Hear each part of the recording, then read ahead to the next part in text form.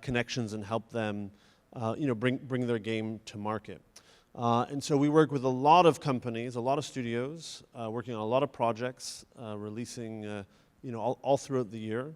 I think we've done about 20 plus studio investments and projects over the past year or so. Probably the one you might recognize recently was the PewDiePie game. So Legend of the Brofist was a game from one of our teams that we had invested in and coached.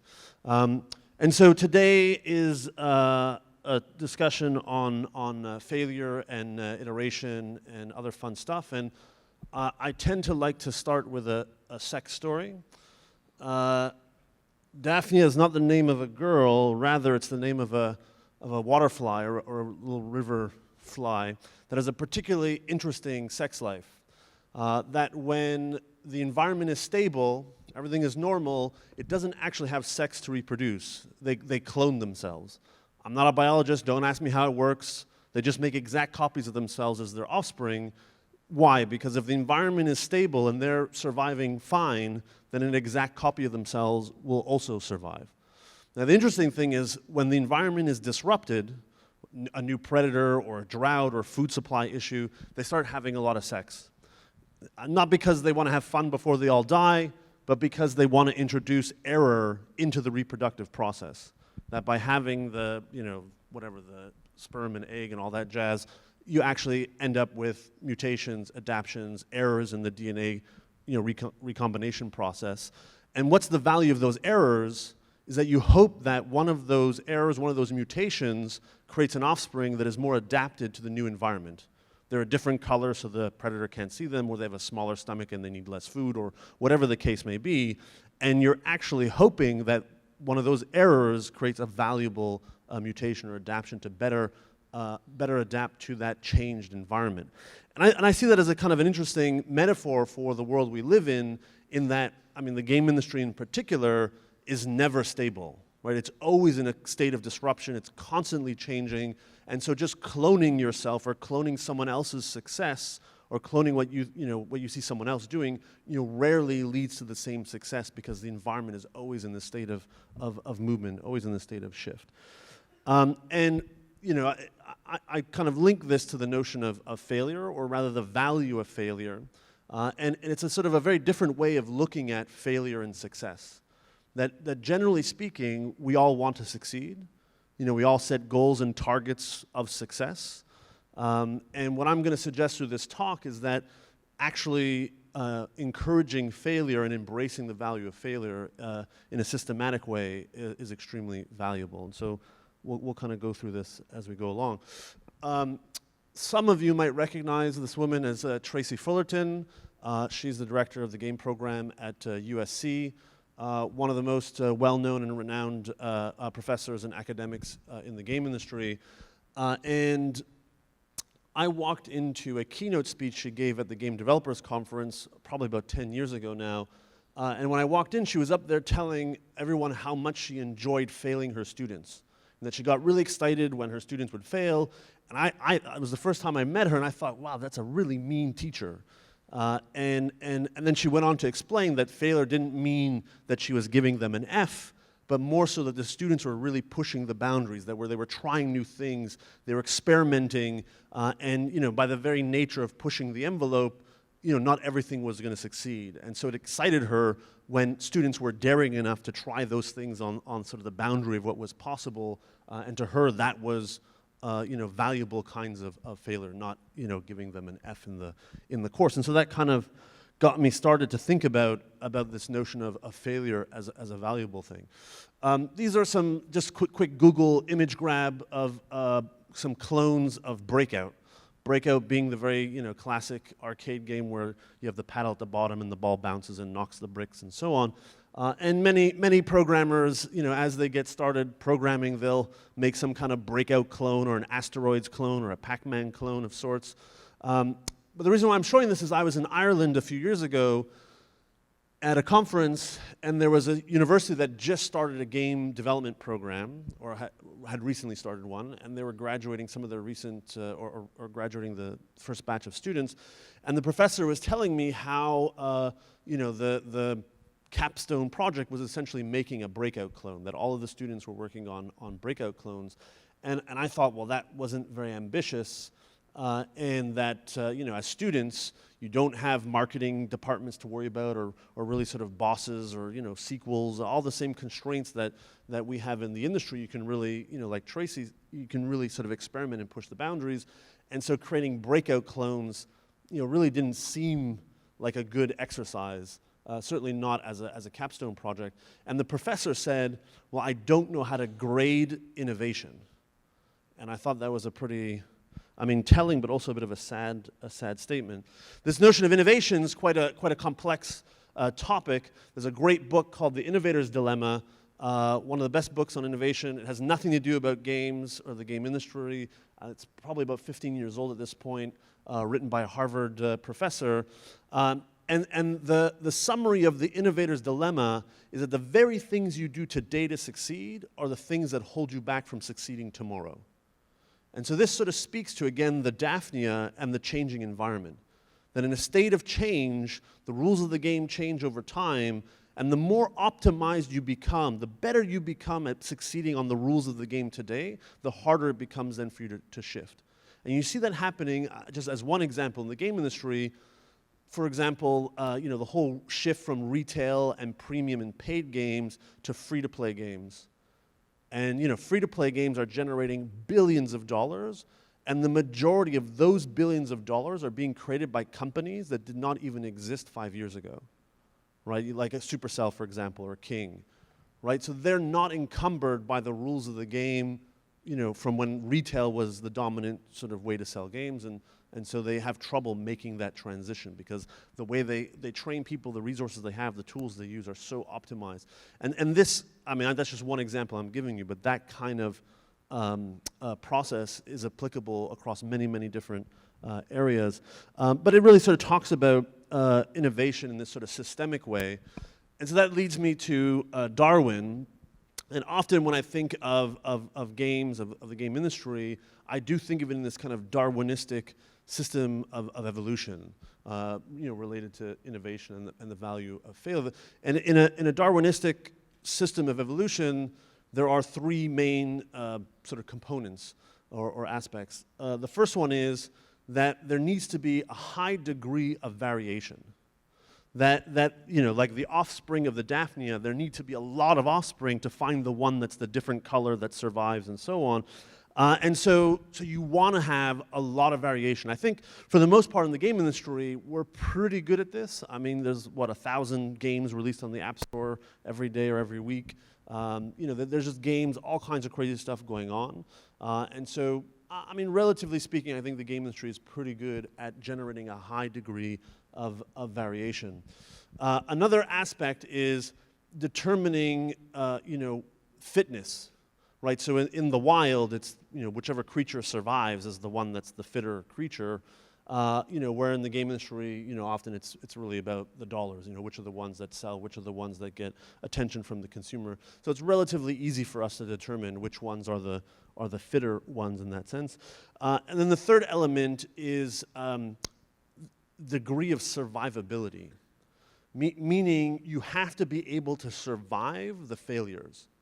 So, thinking about the Daphnia, if one offspring is, has broken DNA and then it sort of kills off all of the other Daphnia, then that one error, that one mutation is the end of the species. The same way as a game company, if you put all your effort and all your resources and all your bets into one game and that game doesn't do well, then the company is cooked.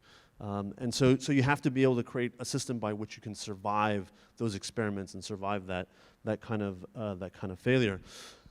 Another great book, The Medici Effect. Again, nothing about games, but talking about innovation and breakthrough ideas. The main point of the Medici Effect is that innovation occurs at the intersection of two things. That could be two cultures, two academic disciplines, two industries, two cuisines, but it's in sort of intermixing those two things is really where the breakthroughs happen. Very compelling book on diversity and innovation and all kinds of other good stuff. But one of the main interesting elements the first time I saw it was the correlation of quality and quantity. that the author did research on trying to understand, what was responsible for success. And often we think of, whether it's artists or musicians or games, kind of having overnight success. Or thinking that, well, that person has a better advantage because they have a really rich uncle, and so they got all the resources they needed, whereas we all don't have a rich uncle, and so we're suffering, and we can't succeed to the same level, this kind of stuff. And so looking at all those other variables, the variable that correlated most highly with success or quality was quantity. And this can sort of be summarized in this Babe Ruth kind of analogy, in that Babe Ruth, I forget the exact details of his statistics, but for a long time was the home run, held the home run record. What a lot of people forget is he also had the record for the most misses, right? So he swung at everything. He just kept swinging. He failed a bunch, but he also hit the ball a whole lot. And so in the book, The Medici Effect, the author looked at, musicians. The ones that wrote and played the most songs were also the ones that had the biggest hits.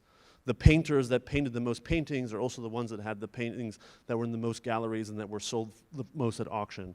The academics that wrote the most papers were also the academics that had the most highly valued papers and that were cited the most, et cetera. And so there's this kind of linkage then to volume that we don't normally associate with success or quality. Again, sort of symbolizing the whole Babe Ruth element. There's this fun article from a few years ago in The Escapist, talking about how all your game ideas suck, and that the good thing is that, well, everyone's ideas suck. And the reality is this true? Most games are crap. Most ideas are really not compelling, and so you have to have a lot of them, right? When we are interviewing teams that we might invest in, we ask them about what other ideas do they have in the pipeline. They generally come to us with a game they're currently working on, which of course we have to get excited about, but then we also ask them, well, what other games are on your, on the roadmap?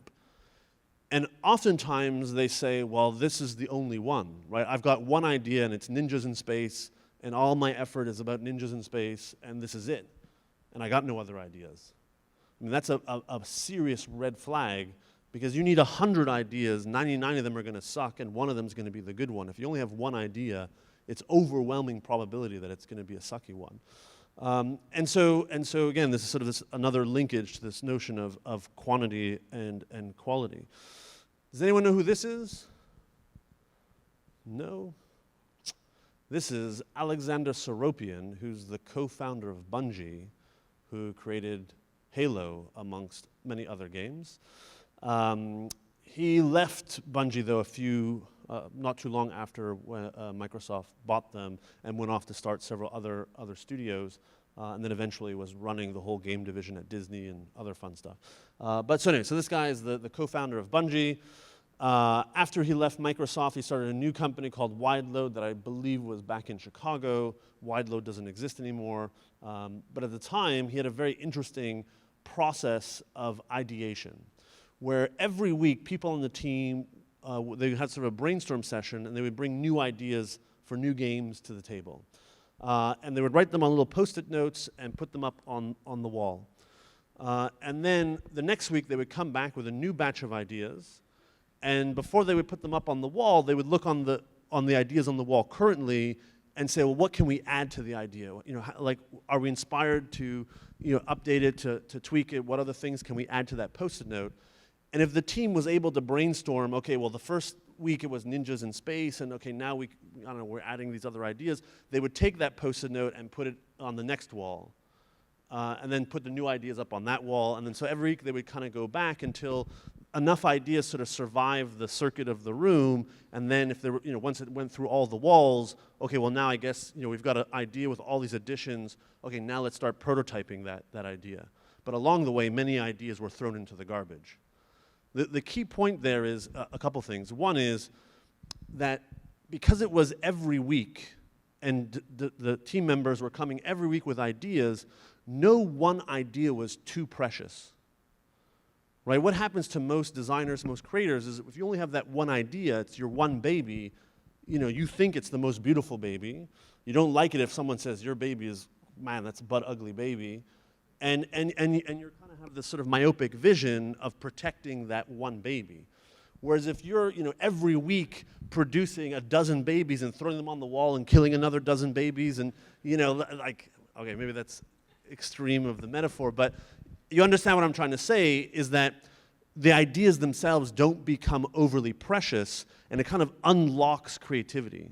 So rather than trying to protect the one idea, you're optimizing for volume. You're optimizing to come up with 100 ideas to discover the one that is the beautiful baby and kind of survive that process. So I thought, it's rare. It's rare to see that in the game industry. We tend to make one baby and love it and cherish it and ignore all criticism around it, whereas Alex sort of saw that as a particular challenge or blind spot of the game industry, and instead created this process by which to unlock that creativity and also to ensure that people weren't overly precious about their ideas. Anyone know who these guys are?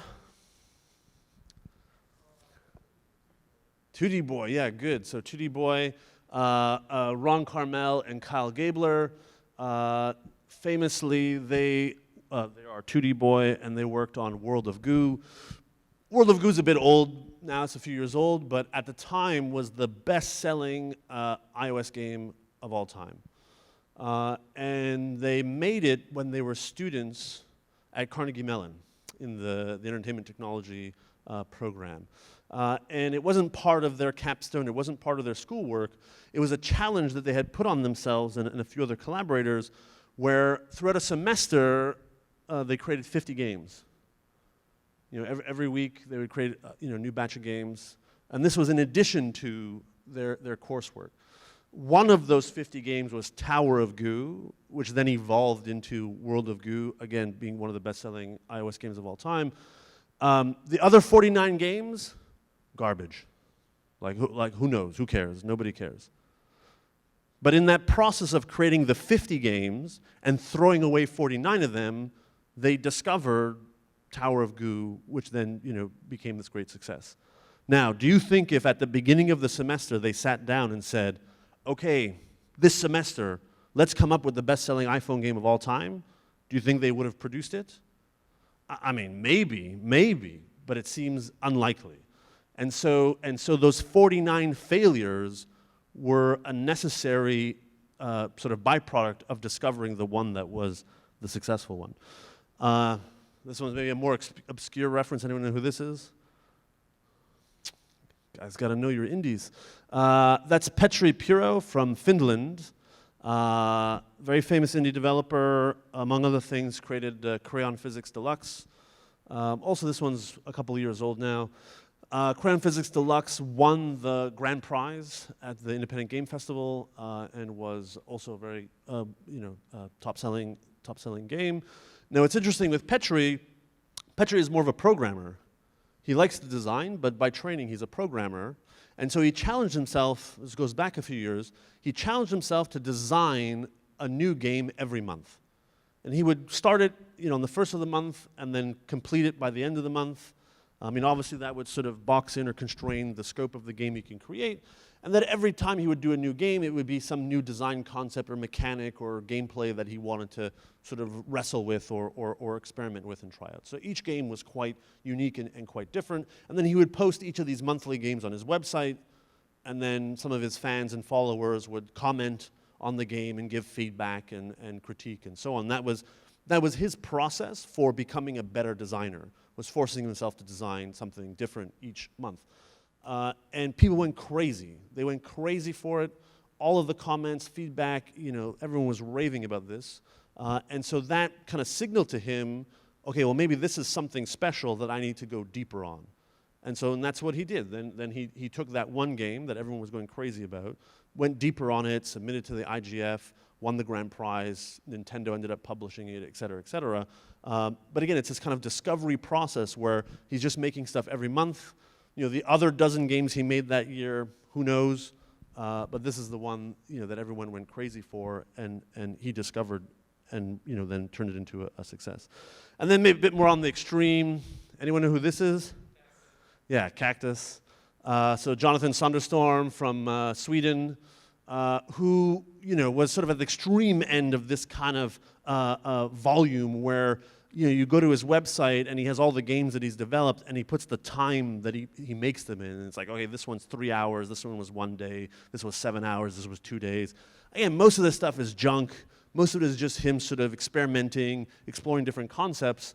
But 1 out of every dozen or so ends up being a festival-winning game or a bestseller or something really critically acclaimed. And then more recently, he focuses efforts on Hotline Miami, which is also another very, very successful game. I mean, that's sort of on the extreme end where he's kind of in this kind of high volume process. And then this is a shot, I think this is in Toronto at the Global Game Jam. I think there's a Global Game Jam here, right? You got at Champlain this host. All right, so we see that happening more and more. Global Game Jam has been growing at a massive rate, and I think last year there was something like, I don't know, almost 10,000 games produced or something crazy. Most of those games are garbage. I mean, it's just, what can you really do in 48 hours? And it's more about the process. It's more about the fun of doing it. But you do end up with some real gems that come out of that process that then developers are able to take and turn into real, legitimate, viable projects. But it's interesting to see the kind of momentum for jams and hackathons and this stuff going on. Very much as a means to create that kind of volume of ideas and experiments. There's another great book, also nothing to do with games, called The Black Swan. Also has nothing to do with ballet. It's about economics and statistics and probabilities. And I mean, the main thing of The Black Swan is, has anyone ever seen a black swan? I mean, they're super rare. They exist. But, so he talks about, winning the lottery as a black swan activity, or, making the next Angry Birds or Minecraft, having that kind of improbable success as a black swan event that is very hard to measure and plan for. And interestingly, one of the examples of kind of the human psychological traps he talks about is the turkey problem, or more officially called the induction problem in psychology, where humans have a very hard time to predict or anticipate future activities because we base it almost entirely on past data. And they call it the turkey problem because you can imagine a turkey, wakes up each morning, the farmer comes out to feed it, it eats its seed, takes a dump, goes back to bed, wakes up the next morning, farmer comes out, it eats, dumps, sleep. This is its everyday routine. Now, if you ask the turkey, what does tomorrow look like? Turkey's going to say what? I'm going to wake up, farmer's going to throw seed on the ground, I'm going to eat and take a dump and go back to sleep. Which is true until Thanksgiving. Right? There's no data from the turkey's history that allows it to predict or anticipate the coming of Thanksgiving. And then, of course, it's dead. And so in many ways, we're always, it's like the food came, I ate it, I took it, like that's what tomorrow's going to look like, that's what next year's going to look like, that's what the future is going to look like. And so it's very hard as humans to kind of get past this induction challenge of the turkey problem because we're basing our future too much on our past. And so, it's very difficult then, like I said with the 2D boy guys, it's very hard to say, well, hey, we've been students every day going to school and doing our work, let's anticipate or plan that we're going to make the bestseller. You just can't do that. Nice segue then into Angry Birds. Of course, everyone should be familiar with this. One of the biggest selling massive franchises of all time. What most people should know by now, it's not really a secret anymore, was Angry Birds was their 52nd game. Right? A lot of people guessed that, Rovio made Angry Birds overnight, and that was their success, and, now they're awesome. But in fact, Rovio was, it's a bit blurry, you can't really see that. On the first dot there, 3 guys started a company was 2003. So in 2003, in Finland, these 3 guys start a company. They make 51 games. Most of those games were Brew, J2ME games for Nokia handsets, when Nokia was still relevant. Does anyone know or has ever seen or played one of those 51 other Rovio games? All right, so maybe. I haven't. And I was active in the industry in that time frame, very much so, and I never, who knew? And then they were about to go broke, so they did one more shot. They sketched 10 ideas a day, sort of producing new ideas, and then through that process, they sketched a little bird, and then, the rest is history, as they say. And the original, just as a side note, the original version of Angry Birds, I think they were probably 4 or 5 guys, 6 guys at that time. It took a couple of months, and it was about a $70,000 budget. $70,000, and then, now it's, worth billions.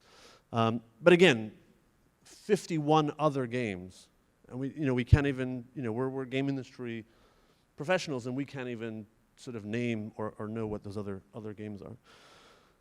And we see many other examples of this. These are the co-founders of Harmonix right nearby in Boston, Iran Argosy and Alex Rogopoulos. You see a lot of stories like this, right, where developers or studios struggle through failure, in order to reach success. I mean, Harmonix famously, of course, created Rock Band and Guitar Hero, both of those, multi-billion-dollar franchises. But before that, they struggled. Before that, they had a really hard time. They made a couple of cool games. They were at the MIT Media Lab, really star students, and they thought they would create sort of interactive music experiences. They didn't start as a game company, and then over time, they kind of evolved towards that. And all of their sort of previous training and research in school and efforts at MIT Media Lab, and then their experiments in creating musical sort of rhythm-type games then led them to create Guitar Hero, and a lot of struggle in between.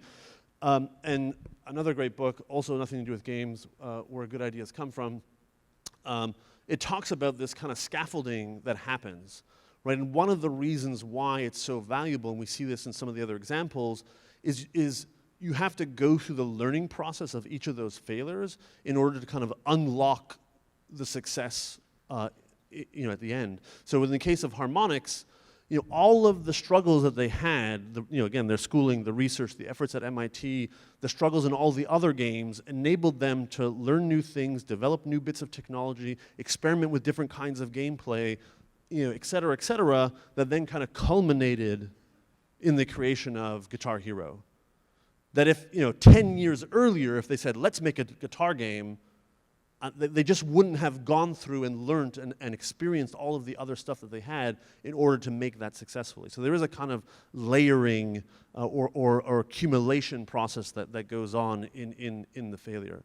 And as a side note, this is also the book where I learned about the Daphnia, because I just to say I don't normally study the sexual behaviors of insects. So that was noted in there, and I thought it was a really compelling example. All right, another sort of psychological mental trap is something called survivorship bias. And survivorship bias is often told through the story of a World War II bombers, where these B-52 bombers would go out in Europe to bomb the enemies, and they would get shot down because they had to fly fairly low to get to their, the targets and such, extremely vulnerable. And because they were loaded up with bombs, they weren't that well armored, and so they were weak, and it was easy for the enemies to gun them down, and that really jeopardized the success of the Allies to succeed in the war. And so it was this big problem. How do we save the bombers? How do we fortify them? What do we do to armor them, and so on? And so what they were doing was, the bombers that survived would come back, and you'd see all the bullet holes or whatever got shot up, and they would armor or patch up those holes and send them back out. And that was wrong. Is it obvious to you sitting here why it was wrong to do that? Right? Because, you have an answer.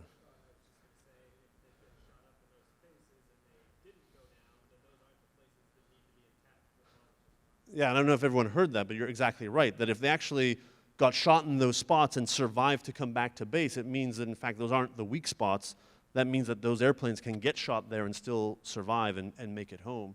And so what they needed to do was go out into the battlefield and find the planes that got shot down and see where were they hit, to understand where the weak spots were and then where to allocate allocate the armor.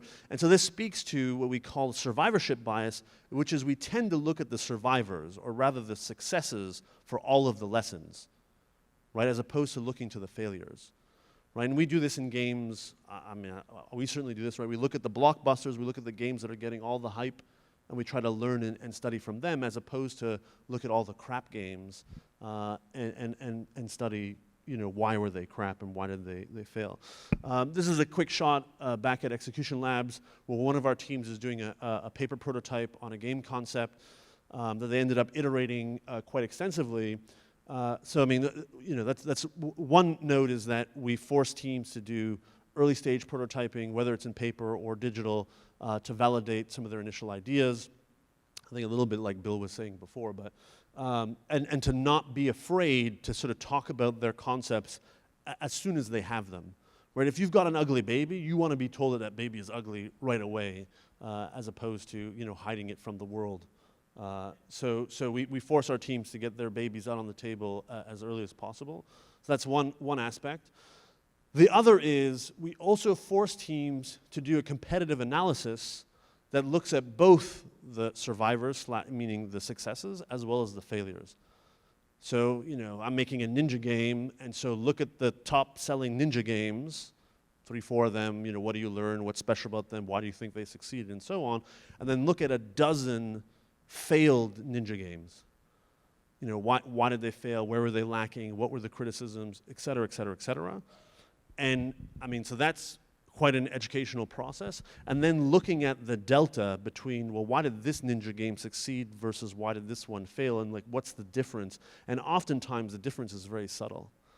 And then allows you then, because now you have kind of multiple points along a spectrum, it allows you to better position where you are at. Where does your concept lie? Where's the production quality? Where are you trying to target it? Are you going to end up clustered more where the failures were, or do you think you're going to end up more where the successes ended up? So that's kind of one of the processes that we mandate on our teams.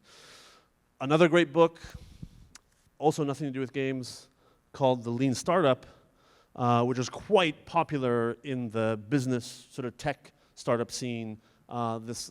Essentially the book talks about going through the process of having assumptions, building things to measure those assumptions, or rather test those assumptions, and then using the data then to create new assumptions and kind of iterate. It's essentially it's a book on iteration. It's closely linked to Scrum methodology and Agile methodologies, but it does have a business element to it. Unintentionally, Eric wrote a book on failure. Essentially, he's describing a methodology or procedure in order to optimize your failure volume, right? Because he's saying you want to build, measure, learn, right? You have these assumptions, you build something, you test it. And in the context of his book and his methodology, failure is neutral. Failure is just another data point. I have my ninja in space game. I think anti-gravity drop kicks are going to be fun. I make a little prototype to test whether anti-gravity drop kicks are fun. Is it fun? Is it not fun when I put it in front of players? I'm learning. It's neutral.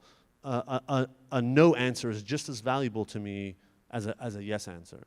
And so it's a great book to kind of go through that kind of iteration process in a more systematic and productive way. So kind of recipe to systematize failure. Of course, Supercell itself is very much built on this concept.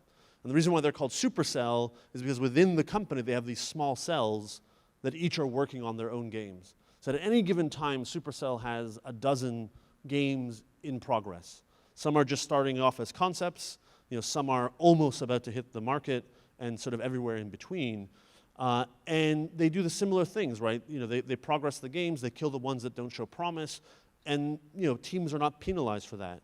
You take it as far as you can. When you decide we can't go any further, no problem. Go back to the start, come up with a new idea, and we go back through the process. So as consumers, we've only really seen 3 or 4 Supercell games. They're massively successful. I mean, their games are making millions of dollars a day, but it took them several other dozens of games that failed along that path before they got to the App Store, where we can actually download them and play them. So this super successful company inherently is built on this kind of notion of volume and failure as a discovery process. Fruit Ninja is another example, actually quite similar to Angry Birds, in that Half-Brick Australian studio, they had a couple cool games. They were struggling. They were about to go out of business, and they had, I think, about a couple of months to live. And so they said, well, let's come up with 100 ideas that we want to make as our last game. And then they whittled it down as, well, what could they actually make in the time frame? And then they cut a bunch more and said, what can we prototype? And they had this whole sort of process that they went from 100 ideas, and finally what came out of the end of the funnel was Fruit Ninja, that went on to be multi-million seller, massive success, and now Half-Brick is a hugely successful company. And so we go back to the Daphnia, and what lessons do we learn in terms of the value of failure? I mean, it is a very different sort of mentality to embrace failure and actually create systems by which you are allowed to fail. Right? It's not just, I'm going to try to succeed, and if it fails, I'll just pick myself up and say, what did I learn? You're actually building systems and processes that enable you to fail in a systematic manner, because that's the only way you're going to discover success. The Daphnia, of course, don't do that sort of consciously, but you want to find those disruptions, you want to find those mutations and innovations, and the key here is that you can't clone yourself because the environment is always being disrupted and changed. So I encourage you all to get out there and fail a whole bunch. Thank you very much.